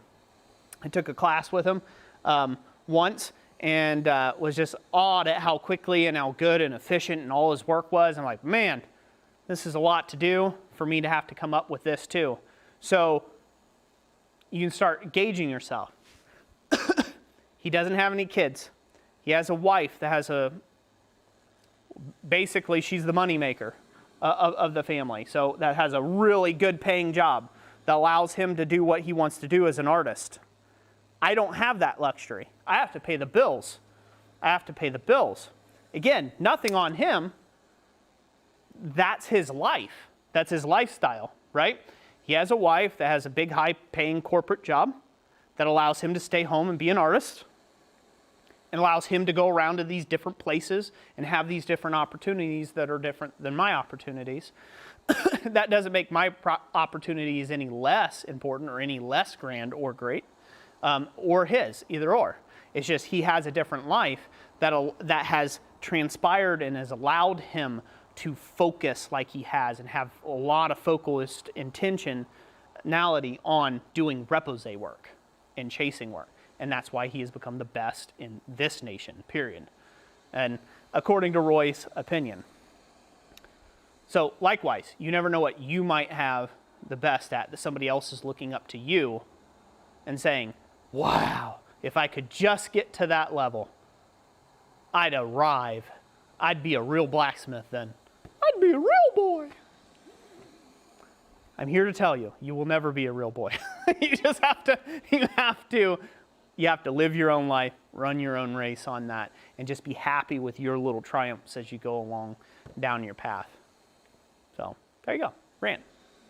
Big one. Hopefully that was encouraging to someone. It was. There's probably still just a bunch of zit comments. No. BS Small Engine says, so you are saying we should all find us a sugar mama. LOL. Yeah. Yeah, Jessica has the opportunity to be a sugar mama. She gets like more job offers than I've ever seen anybody get in my entire life. And she's like, no, I'm too busy, sorry. Our accountant for taxes is like, you need a job? And she's like, no, I'm already busy. Busy enough with our own work. I don't need a job. Bank, grocery store, anywhere people offering you a job. Doctor's office, lawyer. Jessica could basically go anywhere and do anything. Roy, on the other hand, I haven't been offered a job since I got my car wreck. Freaking 10 years ago, huh? To be fair, you haven't been trying. No. And I'm also not that approachable about things. Somebody's like, hey, do you need a... I'm like, Mrr. They're like, oh, no, never mind. No, he's good. He doesn't need anything at all. Ain't that right? Oh. Robert Shell says, next shirt, you'll never be a real boy. You'll never be a real boy. No, I do a fun little hashtag now on Instagram. Ever since I had one troll tell me that I'm not a real blacksmith, I do a thing now where I just put on hashtag not a real blacksmith under my finest of work that I'm doing. Well, a small percentage of my finest of work that I'm doing. Yeah, I do that now. I'm like, yeah, hashtag I'm not a real blacksmith. So you're saying you're just trying to toss a little sand back in the eyes. Oh, yeah. Oh, yeah. I do what I can, when I can, to who I can. Oh. No, it's that is one of those things. I guess that kind of goes right along with that little rant there about comparisons. There are people who see work that I do online here for YouTube, and they associate that with all of my work, the entirety of my years as a blacksmith. That's all you can do with all these years you've been a blacksmith? No, bucko, that's one tutorial out of 1,500 tutorials that are all there for beginners. Like, it's not the hard stuff that I do. And so, but if I was a smaller man, I would be concerned about those things. When someone comes up to, says, oh, you're not as good as this guy or that guy or whatever. And the big pride side of me wants to say, oh yeah, well let me give you all my things that I've done and all the awards I've won and the different places I have exhibited, all the classes I've taught, all the, shows and conferences I've demonstrated at. Like, that part of me wants to just like go on a wild spree, right, and just blow someone's minds. But really, the type of person who leaves those type of comments, what they are really angry about is you're doing something that they are incapable of. They're not happy with where they're at. And if they see you're succeeding at something, they just want to take and do just a little dig on you. to bring you down a peg. It's oftentimes for their own ego, to make them feel better. Now, when I was first on YouTube, a whole lot of people got blocked. Anybody who made any inkling of a mention that Roy wasn't anything but like a perfect angel, blocked. We never did get around to that troll wall of flame. No, we never did. We should have done it. Oh. But yeah, so now getting bigger on YouTube, realizing that there's a whole lot of 12-year-olds. Hell, there's a whole lot of 30-year-old boys that have never grown up that are sitting around thumbing it up.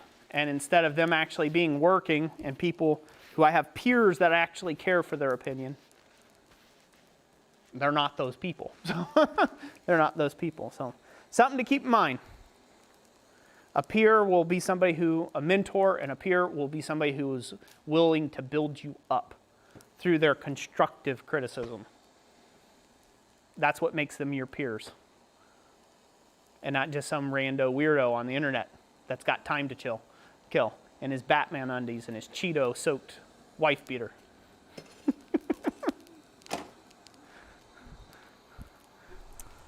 Crawford says, rant number 2 was zeal, bucko.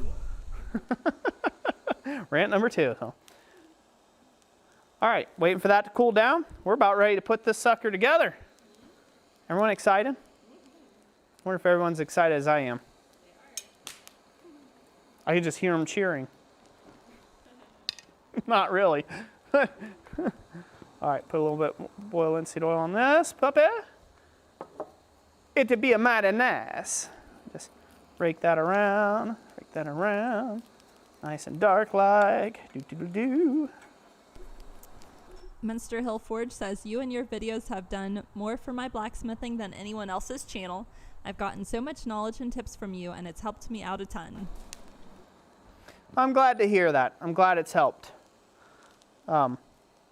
You know, and ultimately that's what the goal of this channel is. This channel has been here for education, and it's going to continue that way. And, you know, one of the things I'm super excited about, and this is something I wanted to talk about this evening a little bit on, one thing that I am super excited about, I am really super excited for the whole membership thing. We do have that wood burner coming in. It's a walnut hollow or something like that. I don't know. She ordered it. She ordered it. Not only about the membership wall, that they can create that membership wall. That's a great reminder for me that, you know, educational content still matters to people here on YouTube. That for me is just a great thing every day for me to look at. But the thing that I'm super excited about the membership stuff going on is it's inspiring me to not have to do what YouTube wants you to do. YouTube wants you to clickbait. They want you to clickbait stuff. They want you to do, like, that's it. That's the only way. It's click. It's click farming. You're just trying to get as many views through the door as you can right now. And until YouTube's algorithms change, which they will, inevitably they will, they'll find too many people are gaming that system, and they'll be like, oh, we need to change this up on everybody. It puts educational videos in the rear of things that are more shock and awe type stuff. And I like doing the educational stuff. And so with having the support of the memberships, that is a huge thing. That's a huge thing. And I'm very, very thankful to everyone who's become a member so far. That is helping me to kind of reconfigure how I want to do things in this shop to be able to do more extensive projects, more extensive in-depth tutorials. The one tutorial I just did on a fire shovel that we just released on the channel here recently, like that was like a 45-minute long video that I was able to condense down into like 20-odd minutes because there was some dead air space and things like that. And then I had to voice that over. And so that took a lot of time. It took a lot of effort to put that kind of tutorial together in a way that I thought that would have a lot of value out there. And I look forward to doing more and more projects like that. Because what's easier to do is just content where I just work with nothing said. Like, that's easier actually to do. But people don't like that. People like to know, like, hey, well, why did you do this? Or how did you use this? Or what tool did you use there to make that happen? And I want to keep the channel around education and blacksmithing, and I find that that's one of the best ways to take and do that. Again, that membership stuff is huge, and it's great because it just kind of takes that, instead of me having to be like, you know, this skillet nearly took my face off. Now I can just be like, how to make a skillet. 101, 102, this is how we're going to do this. We're going to do a deep dive on other things that I can then do and express, and I'm not having to worry about the algorithm of this thing, all of your work going to nothing, basically. Just going to the basement. Because that's what YouTube does with content that doesn't get a lot of instant traffic. So thank you all so much for that. I just wanted to say, again, I appreciate all the help. And the other great thing that it's going to is it's going to giveaway items. It is. It's allowing me to be able to just up the ante on that. And I like giving stuff away. I love doing that, just giving back and support. So would not be possible without our community, would not be possible without all our viewers. We do love each and every last one of you, and we are very thankful. So just wanted to say that. Good.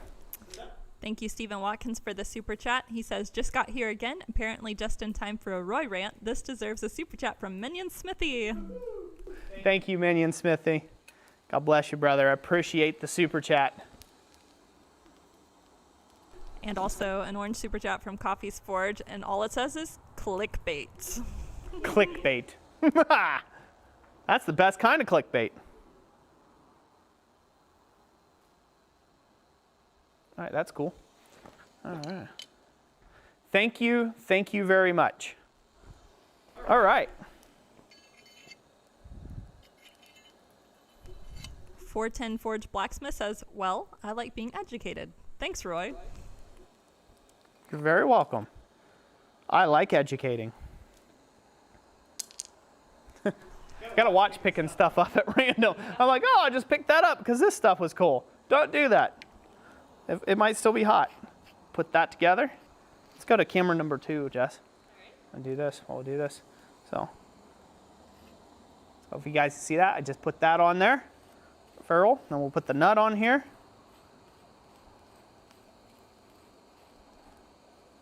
Let's give you a little idea of what that's going to look like. Obviously, I'm going to do some changing of this. This is going to get changed up a little bit. I've got to file that down and get it to shape. Hope you guys can see that. How's that look? Yeah. Pretty cool? Uh-huh. I like the looks of it. I think I like that dark brown color too, so I'm going to kind of keep that as a handle color. I think that's pretty good. I do have to do some shaping here. Pretty neat? Yeah, nice. Good. All right. This is all good to go. Feels like. I think that's the right way. Let me go back around with it. Ooh, I like how that sounds. Hear that? Ready? Watch this. Listen. Nice. Nice. And that's cool too. All right. One thing I didn't go over is I made some little pins. Can they see that? Can they see that at all? Yeah. See those little tiny pins? I made some pins. All I did was take a bit of spring steel. You can find spring steel in old bed mattresses. That is this perfect size. So out of bed mattresses, the little frame that goes around the actual springs in an old spring mattress, that there is spring steel. So you can actually use that for pins like this. So I ended up just rough hammering up some heads on the pins to actually pin in my stuff. Look at that. Does that look nice? Not bad for a not so fancy hacksaw. So let's put it together because I'm excited. Let's put it together and see how she looks. All put together. Put this nut on here. Put my wing nut on there.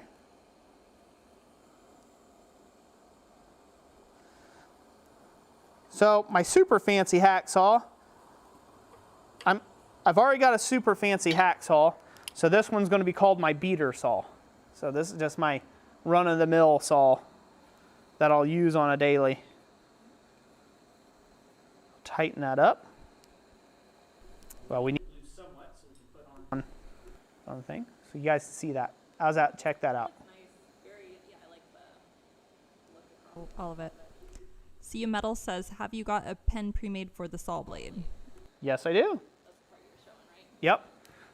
So what I've done here is I've taken a 12-inch hacksaw blade and I have cut it down and I have punched with a punch tool. I have just punched a new hole in it so this way it will fit, because this is not a standard store-bought blade dimension. As I said, it wouldn't be when we got around to it. It wasn't going to be a standard store-bought dimension. I knew that from the very get-go, but just saying it now so everybody knows what Roy's up to. So I'm just lining the pins up. So in the back of this, I've got a tapered pin that fits through here, just like so. And then in this one, I have a slightly less tapered pin. The reason for that being is the fit. The fit here was the holes got a little bit off from one another.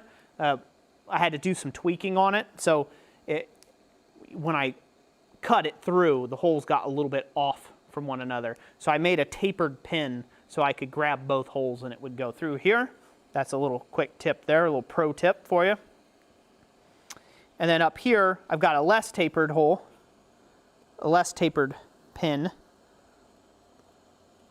Keep pushing this out, try to get this to go here, because the hole's lined up better. So there you go, got that in there. And somebody was asking about the tension. So now we just tighten this up. And this is what'll pull that blade under tension. Just like so. Let's give this thing a test drive, shall we? What does everybody think? We read you. A few of the comments. Cool. Yeah. Wayne Heinz says, life is too short for ugly tools. Metal Blueberries looks nice. Elijah Roush, very good. Ooh, don't lose a finger. Ruin that Instagram photo. They like that? We'll go camera number one real quick. I'll grab a piece. Ortkov says, why do many blacksmiths burn wood handles? I know we're all pyromaniacs, but please stop. Burn the wood handles? Burn our handles, yeah. Yeah. I don't know.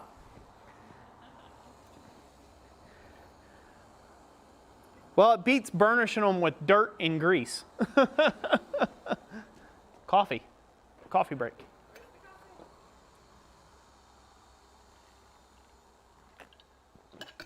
Stephen Watkins says, man, she is looking real pretty. 2 smileys and a thumbs up. All right, let's go to camera number 2. Okay, so I have a piece of roughly, it's about 3/16 thick. 3/16 thick by about 3/4 of an inch wide. Piece of mild steel here. And so we're going to cut through it.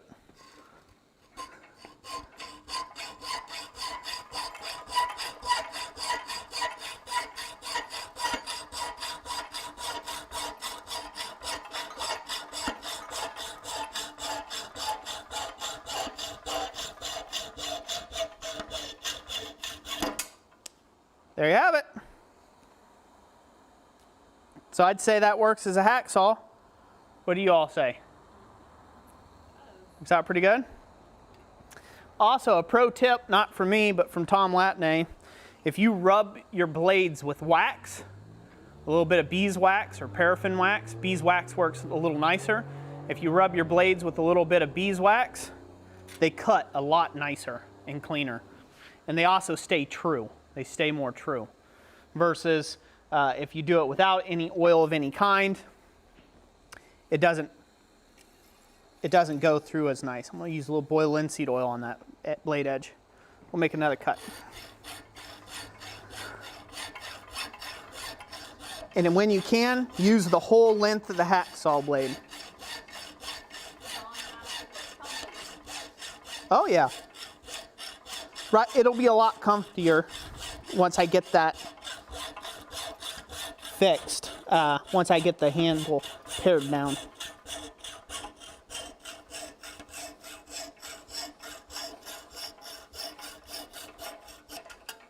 There we go. Oh man, I enjoy that. Not like using a tool you've made. A tip from BC65 says, I made a jig for mine to make blades out of my broken but not worn out Portaband blades. Oh, that'd be cool. I have a few of those lying around. Sweetness. All right, well that works. See how it looks? Sorry, I like showing that off. That's a nice result. I've been waiting for a while to get that done. So I'm glad to have that done and it's all tightened up. And see if I can do it.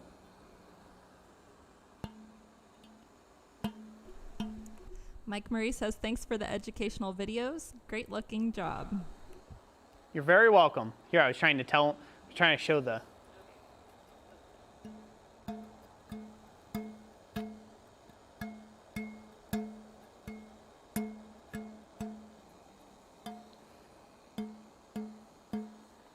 Can they hear the note? It was fluctuating on your mic, but nobody's commented yet. Nobody commented yet? All right. But, yeah. So you want this thing under a nice bit of tension. You can't get that with store-bought hacksaw blades, so, or with store-bought hacksaw frames. Sweetness. That is so nice. I like that. That is good. So now I just got to take and shape the handle. Huh.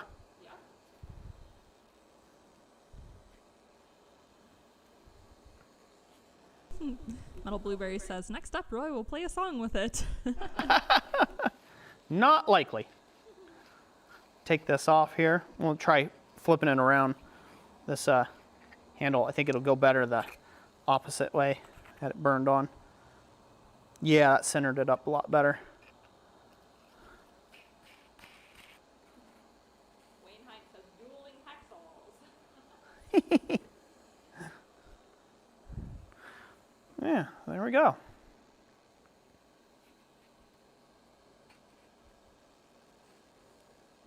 Get that tightened up nicely. And that'll be good. Got a little bit of fit work on it to do on the handle to make it nice. Have a little better transition there. And we'll be good to go. Cool. What time are we at? We are sitting at 6:43 p.m. With right around 100 viewers. Awesome. Mm-hmm. I've bored the heck out of the masses, huh? Huh. I think we're close to our peak. Pretty good? Yeah. Good. Set that beautiful thing down on the anvil and just admire it. Ah. That's a short ah. So this is going to be good inspiration to see your other hacksaw that's been in progress for quite a while, to see it completed and sitting right next to that one. Yeah, the other hacksaw is going to be great. It's going to be great to have done, so. Man, looking forward to that. All right, we should give some things away since we're there. Since we are there. I will have a fully finished thing of this. I'll have a photo, I'll put it on Instagram, and I'll also put it on the community tab. So if you go to the channel, you go to my channel and you hit community, you click the community button or community tab on the main channel of Christ Center Ironworks. We do some update photos and things there, so you can check that out. The finished result, if you're not already following me over on Instagram. Instagram is where I put all sorts of stuff nowadays, inspirational stuff, behind the scenes, things I'm working on that are not YouTube related, stuff like that. So if you haven't joined me over on Instagram, you should, if you're interested in seeing that sort of stuff. It's really easy. All you have to do is have an email and set a password, and you're on Instagram. There you go. You got a profile. I think they make you add a pic, don't they? A profile pic of some sort. That's optional too. That's optional? Yeah. So You don't have to follow anybody, and they don't have to follow you, and you'll get nothing but notifications of whoever you follow, and that's it. That's nice. You won't get a bunch of other rando posts from so-and-so like this, and you should too. It's not like that, so, which is nice, huh, hon? Oh, all right. Let's give away a ladle set. I really don't want to handle this with my boiled linseed oil hands, so I'm going to try to use a paper towel to handle it. Reason why I don't want to do it is because it's poisonous, and I don't want to touch food grade products with boiled linseed oil. Generally not considered a good thing. So I'll pick it up right here. Go to camera number 2. We'll unwrap this thing like a Twinkie. Or, I don't know. Let me show you something that I got in my napkin. Does that look weird to you? See?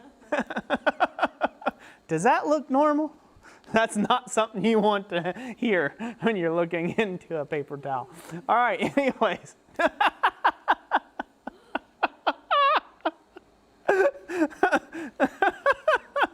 And it's not even an hour past yet, the live stream. I'm already getting goofy and loopy.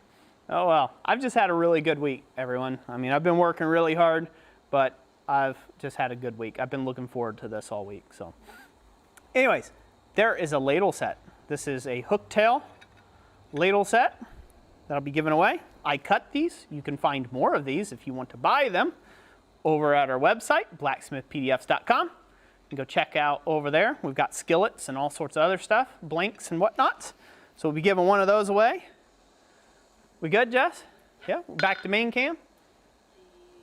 And did I miss any super chats or? Okay. Okay, I was just making sure. From here, it looks dark red. Oh, yeah, it's orange. Yeah, in the little monitor thing, it looks dark red. I'm like, thought that was orange. So, and then I looked back and I had to finish the statement because I was right mid sentence. So, yeah. Anyways, they did not need to know any of that. Are their fingers clicking away? They are, yeah. All right, they commenting a phrase? They are. Again, we'll send it anywhere in the world. Courtesy of all them super chatters and all the members on the channel, all of our supporters. That's who you should be thanking. Thank them. Ready? Set? Let's do it.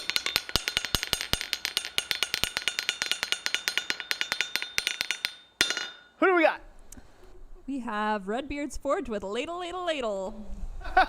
Hey, Redbeard Forge, congratulations. Ladle, ladle, ladle, ladle. That's the ladle. Yep, that's the ladle. Obviously. We just said ladle like a bunch. He just said ladle, ladle, ladle. Jessica hasn't even had coffee. I haven't. You haven't. Jeez. You don't want to see her on coffee, I tell you. People are like, what? Why don't we want to see her on coffee? Now we need to know. I need to put this somewhere. I'm going to set it out here over off camera. Such a big shop and so few flat places to stow stuff. I need to make myself some more flat spaces. All right, next thing we're going to give away is a skillet. Same thing, hooktail skillet. Spatula. A spatula. A spatula set. That's what I was trying to say. We are giving away a hooktail spatula set. This whole thing. Articulate. Words are hard, people. Words are hard. So let's give that away, Jessica. All righty. Are they all talking? They are. They gaggling along? Let's see who wins it. Who do we got? We have Deep Woods Ironworks with spatula spitted sproutly. Sputta. Words are hard. words are hard. Hashtag words are hard. Yeah, don't say that 5 times fast. Congratulations to those winners. Make sure that you get with us through that contact email in the description. That is where you need to be. Contact, email, description. Contact through those. Jessica will give you the hookup. For the hook tail items. Real bad. It literally flipped and landed flap up. You can't, let's see. Nope, couldn't do it in 100 million years again. All right, let's give away some more stickers. What do you think? Yeah. Want to give away another 3? Yeah? Another 3 packs? Let's go to camera number 2 real quick. Let's show them off. Some of this great work done by Dana Maggiore. He's your guy if you want stickers. The coveted Year of the Anvil sticker, which we will be giving away an anvil next live stream, for those of you who don't know. All you got to do is be there and comment. Anyways, and then this newer sticker right here, little square one. Nice, fits nicely and conveniently on any toolbox you can think of. Very nice. All right, we're going to be giving those away. So I'm going to draw. Are we ready? Is it easier for you to pick 3 names, or is it harder? Yeah, I kind of like individually. But... Individually? All right, let's draw individually, shall we? Okay? Right. And we'll do sticker me, please. Good? Are they doing it? One. I've got one. They win. That's it. All right, let's go. Who do we got? We have Roy Evitz with Sticker Me Please. Roy Evitz, congratulations. You have been stickered. All right, next person, ready?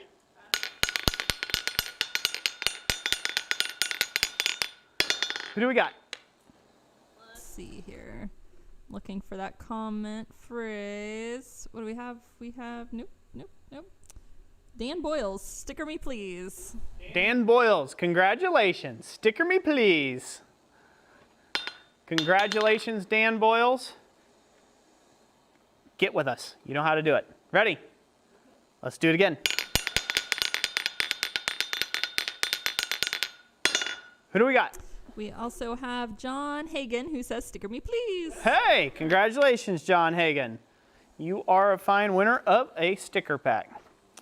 Coolio, coolio, coolio. All right. All right. And 7 minutes to spare. You could almost squeeze in a Roy rant in that amount of time. I could almost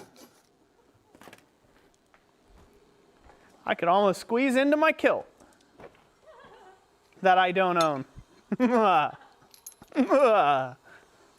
right.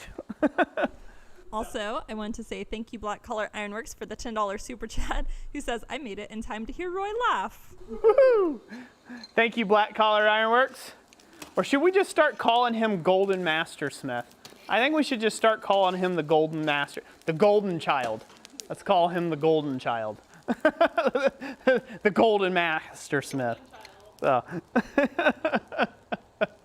Thank you, Black Collar Ironworks. Greatly appreciate it. Greatly appreciate it. So let's go to camera number 2. I'm going to show off what I will hope to do for next Friday. We ready? Yep. All right. So some of you have been around long enough to remember that, about a year ago or so, we had a whole series of live streams where we made this little hand filing vise. We made up the various components for this hand filing vise here. They can see that okay? Everything good? So what I hope to do is in the next live stream for the anvil giveaway, live stream, I hope to work on this and hopefully do some assembly like what we've done over on the other one. So I hope to get this thing finished this year. That would be great to have at least one little project finished. So hopefully you guys can see that. It looks good. So really all I've got to do, I've done most of the file work. I've done most of the things I need to do on this. All I need to do is do the assembly work. So I'll show the different pieces and kind of how they relate. We've already got our bolt here done, which I just have to thread this. And it goes through there like so, for a little vise. Got our little barbell. That was a fun stream where we welded that barbell in there to get that on there. So we got that to do. It's kind of hard to hold everything together. We've got the nut done, or what would be considered how do I want to call it here? Try to find a great way of holding this here. We have basically the screw box that holds the screw of the vise. Can they see that okay? Can they see that all right? Yes, yep, that's good. Okay, so we got the screw box done. That holds that together there. We've also cut out the cheek pieces that everything hinges from. So we could do some fitting on that, get that finalized. So it'll be file and fit up work. And then I've went ahead and chickened out. I've decided not to go with a spring, a single leaflet-like spring. And I've decided for space-conscious reasons to just go ahead and use a store-bought coil spring, a compression spring from the store that we can cut off to size so this way it fits and it gives the right amount of tension to spring this open and closed, to keep spring tension on everything. So that's all that we got left, and obviously we have to make a handle. So next live stream, I think we're gonna work on making a small ferrule. That's this part right here. Make a small ferrule for this portion and draw out this to round so we can do a threaded tang like what we're doing here for a wood handle. So we'll do that and do some other little final fit up work on this piece here. And hopefully we can get this finished within the next 2 streams. How's that sound, honey? Yeah, that sounds good. Sound pretty cool? So we can finally put that one to rest. That one's been a year in the making. I know there was a ton of people, had a ton of interest in that. Hopefully there's still a ton of people. They're probably all saying right now, oh man, that's boring. Huh? No? No one's saying that? No. Everyone thinks that's cool? Metal Blueberry says that will be interesting to watch. Munster Hill Forge says that sounds awesome. And Davos Firebeard says awesome. Awesome. So that will be our next stream. I'm going to do some fitting up on that. And I'll kind of mention why right now. So right now I'm between a lot of different jobs, so I don't have time to start a new project doing the live streams. I want to close out the rest of this year with doing some catch-up stuff that I need to do, like this vise. We might fiddle around a little bit with the other hacksaw that I did in Tom Latney's class, making a super decorative hacksaw frame. I might show some of the making some of the components there. We just got a few bits so you can see what a really decorative hacksaw frame looks like. There's a few things I need to do there that I could do on stream, and that would be, I think, would be helpful to people as well. I have a 3-foot diameter copper bird bath, or water feature if you'd like to call it that I am forging and I have to have done before Thanksgiving. So that came in a super rush order. So it's a 3-foot diameter copper bowl, if you will, and then it has an 18-inch diameter copper bowl inside of that, and it's stacked on rings, and then it has a 150-pound quartz crystal ball that sits in the center of that. The client lives all the way out in California, so I have to ship all this, and I have to get it to them by Thanksgiving. That's kind of the stipulations. And you make hay when you can make hay when it comes to your blacksmithing business.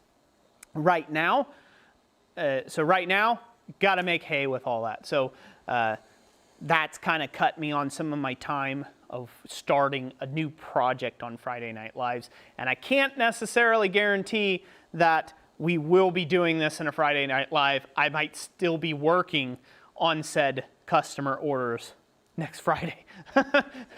No, 2 Fridays out or whatever. In 2 weeks, I may still be working on customer orders, and you'll be seeing me do some of that. And it's just kind of like day-to-day Roy life, basically. The life and times of Roy here. So hopefully that'll be interesting enough for people. I'll try to add helpful tips, hints, value. I'll try to add value to the conversation of ironwork as we go doing the live stream there, but can't make any promises. So I'm hoping I can focus on doing that, getting some of that done, burning that midnight oil, and making that happen. So what's everybody talking? Does that sound cool to most folk? Alice Harvey says, will you show us a pic of the finished fountain? You can actually see, it's something that I've already made once. You can actually see it, I believe it's on Instagram, is it not, Jess? Do we not have a picture of that on Instagram, or is it just on our website? Okay, on our website, you can go under like copper work, copper bowls, and I believe we have a pretty big photo on our website at Christ-centered-ironworks.com. You can go there and check out the photo. I might share a photo over on Instagram when I get it done, this particular one done. And I do intend on filming it. It won't be so much a tutorial, but it'll be like me popping in. I'll pop in and give, you know, advice sort of thing. So tips, techniques while I'm working on some things. So I do have a plan on filming and putting together a video on it. It's just much too big of a project for me to have to sit there and, you know, orate everything, tell you everything there is about all the nuances, because it's just not practical to do so.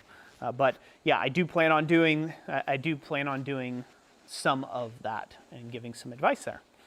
So hopefully that will all play out really well. We'll see. Another quick update is next week might be kind of shy, lean on videos. So again, I'm under a crazy deadline, and I've actually got 2 competing deadlines like that, plus all of my other projects I've been working on for a very long time that I've been doing in the evenings and at night, and yeah, my schedule's craziness right now. But the funny thing about this is, and I'll maybe, you know, leave you with this, there's a lot of people, right now, our world's going through some pretty crazy changes, and a lot of people are, you know, dealing with, you know, the possibility of being shut in for a while, and a lot of this different things going on out there in this world. And I would like to encourage you with this, that start thinking about those things in a light of, what can I be doing now to make it to where it's not going to be like this again? Where I'm at currently, if you are unhappy with where you're at currently, start thinking of things now that you can change, so this way when something like this occurs again in the future, because it will, there's ebbs and flows. And this, I swear this has something to do with us being busy right now. I'll talk about that in a second. There are always going to be ebbs and flows in business. There's always going to be ebbs and flows in life. You're not always ever going to always be shooting straight up to the top and become an infinite skyscraper. There's the other side of that skyscraper. You will be going ups and downs. You will have that. And so when you're in those downs, be planning your next up.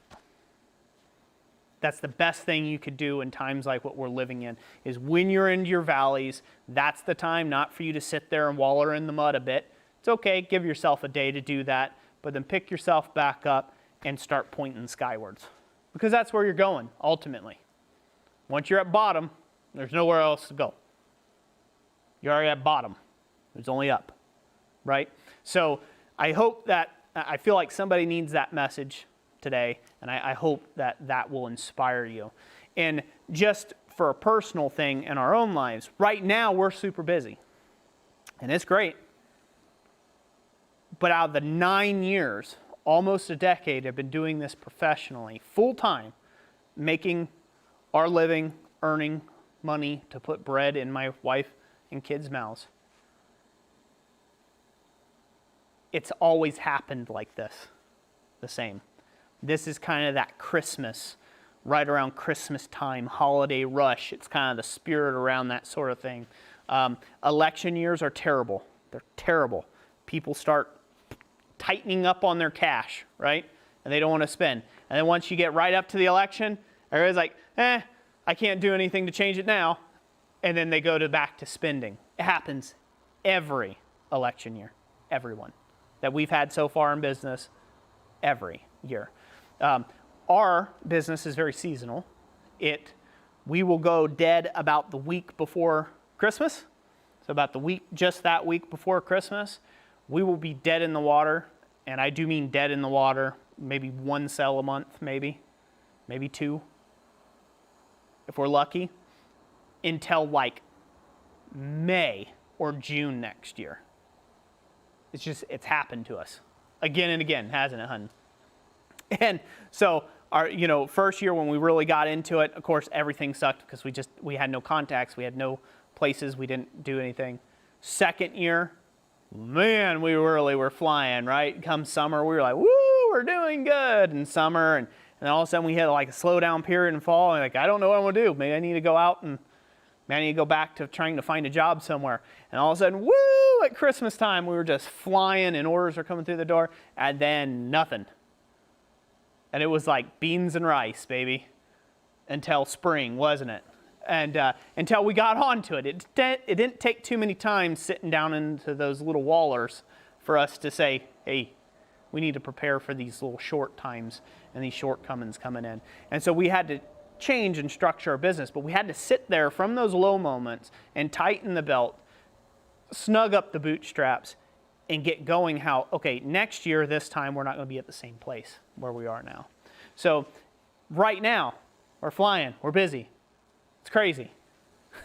Week before Christmas, we'll go dead as a doornail. We will go dead as a doornail, guaranteed. It's just, it happens that way every year. And so that, we can only have that confidence now. One, we serve a great God and great provider. But two, that confidence comes from that wisdom of knowing that this will pass, this will change, it will get better. And it will. It'll get better for you. No matter where you're at right now, it'll get better. It's not all down. It's not. Shut off the TV. It'll tell you that everything's down. Go outside. Watch a bird. A bird don't care. It don't.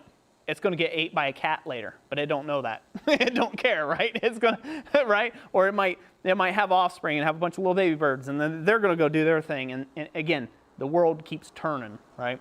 And things that are looking really grim right now are going to be better. They will. They will. Things will get better in the future. And so I hope that'll encourage somebody out there, someone out there. I feel like the world needs more encouraging people to talk about those sort of things. I can get off my soapbox. I'm pretty sure everybody don't care. Roy's talking about there. So, comments, Jess, real quick. My little inspirational rant. Yes, there's a couple of people who said they needed to hear that. And of course, a little earlier, Black Collar Ironworks, he dropped a super chat, and he just reminded me of that, about when are you going to forge your boat, Roy? When am I going to forge my boat? Yeah. The SS Fluxless. That's great. Thank you, Black Collar Ironworks. Yeah, if you hadn't seen, Black Collar Ironworks put a post over on Instagram where he tagged me in it when I was talking about a large copper sheet I just bought in to make this bowl, to make this water feature. I'm just going to call it a water feature. It could be a bird bath. It could be turned into a fountain. I just start calling it a water feature. So, because people are like, bird bath? What's taking a bath in that? People said ostriches and just about everything else. Yeah, so anyways, he's like, you should forge yourself a boat, out of it. And what should we name it? So he has a poll going on. What should we name it? Over there on Instagram. So it'll be interesting to see what names come up for that. So that'll be about it. I don't really want to stay on my soapbox too long. Again, I hope it encouraged somebody out there, and I greatly appreciate that. There is one other thing I'd like to say too as well. I think this is incredibly important for me. So you can see stuff like us online, right? You see a lot of the support that we get from you guys, the community out there. You see the super chats coming in. You see people becoming channel members, things like that. And that is not taken for granted. That is 1,000% optional. That's 1,000% optional. So if anybody gets in a tight bind out there, do not worry about the support that you're putting down this way on, super chatting and being a member and keeping that up, right? You got to feed yourself first and foremost. You got to take care of number one. And take care of your own family first and foremost. And I would say that no matter what type of support you have going on out there, if it's Patreon support for other creators and things like that, everyone will be all right. We greatly appreciate it here. We really do. We greatly appreciate that type of support. It helps keep this whole thing a-going, don't it, Jess? And in the very first of the year, man, it was tight, wasn't it? It was tight to give away anvils. It was. And, you know, it was real tight, but it wouldn't have been possible without the support of our community. And they came out, and it kind of seemed kind of ludicrous to be giving away anvils in the middle of the world problems, right? It seemed kind of crazy to be doing that. But again, that wouldn't have been possible without people coming out of their own, taking a leap of faith, throwing some cash our way, and allowing us to take and balance that a lot better. It was still tight. Budgets were tight. Again, around the first year, we're dead in the water. We're not getting orders in. So that type of support was appreciated. But I do just want to remind you all out there that if you do become channel members, it can be canceled anytime. And don't feel bad about canceling if you have to. Take care of yourselves first and foremost. We're still going to be here. We're not going anywhere. The education, the YouTube videos, they will remain free like they have always been. Even back when I only had 50 subscribers, all the way to now that we have nearly 63,000 subscribers, which is mind-boggling. So anyways, just wanted to kind of put that out there, FYI. So, good? Yeah.